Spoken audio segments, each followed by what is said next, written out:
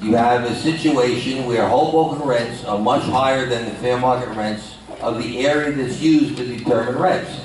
We had permission, we were allowed to go up to 110% of fair market rents. They're not paying 30%, Mr. DiVincent. Linda, can I speak, please? Yes, Mr. Vincent, you can run a very good housing authority. There's Linda, no question. let me just give you information.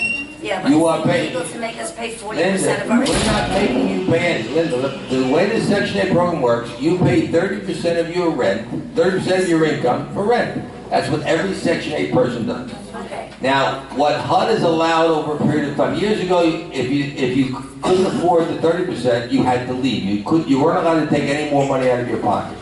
HUD allows you to pay any additional. For some people prefer to stay in their apartment even though the rent was increased. Now, if the rent increases above the 110% which the housing authority is allowed to pay, then the tenant bears the burden of the additional increase. And what has happened was in Hoboken, the rents have gone up so high, they've gone to 100. Excuse me, I need one speaker. I One can't pay speaker. money I don't have. Linda, I can't go out and I can't steal. Can't sell, I can't do what I used to do. I can't do what I used to to survive. And your option is, Linda. It's to move out. To move out. Well, who put this together? There has to be an answer because the people with the DCA together. Washington. Mr. Troy Washington? No, Washington, D.C. Washington, D.C. I don't understand. It took Linda Petroselli to get there, and all of a sudden now, they took us in under fair rate. They knew that they were getting less and they were getting a tax break. It's not what happened, Mr. Vincent. You came in when Troy Washington, whatever happened, I don't know what he did, he was gone. Carmelo, whatever, was an interim, you came in to oversee. Now, I think you run an excellent housing authority. I think you do. First and foremost, I'm not going to criticize any of your workers, but Libby's not there enough. Very sorry. I want to know what my voucher states. I found a piece of paper home, it just states how many rooms I'm entitled to. The applicant, my husband got it. Now, I'm the 1% that's legally married. My husband's on the lease, always been. My income's always been the same. Linda, you're welcome to come to my office. I think right now, nothing is going to be solved based on nothing is different. I told you I applied for an increase to 120% of fair market rents. I haven't heard a response yet. If I get the increase, then everyone will be made whole going forward. And anything above 120%, the tenant will bear the burden. In the meantime, tenants are permitted to move. Now, I understand your position.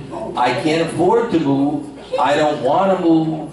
It's an expense to move. I understand that. But the authority cannot pay more than 110% of fair market rents, and the tenant will bear the burden of the difference. We were told we were never going to pay more than 30%. Mr. DiVincent, I lived in these buildings for 33 years. I applied for this voucher. I waited 14 years. And I was told that I was going to pay 30% of my income. I was never told that this contract had a leak or a flaw in it.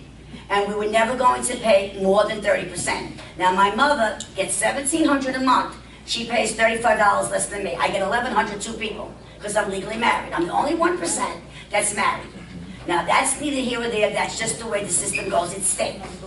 But the problem being is that whoever put this together did not have a regulatory committee, and they did not see, well, you know what? They told me that if they didn't get any more money last year, we were going to be evicted in 30 days. Mr. Garcia was trying to get the disabled people, people that could go to work and get more, they could go and get more jobs. They could work overtime where they could get more money. I can't go to work, I'm disabled. I will lose my check. Do you understand that? It's illegal for me to make any money. I have to take the state's money, or whatever disability entitles me to, as legally married.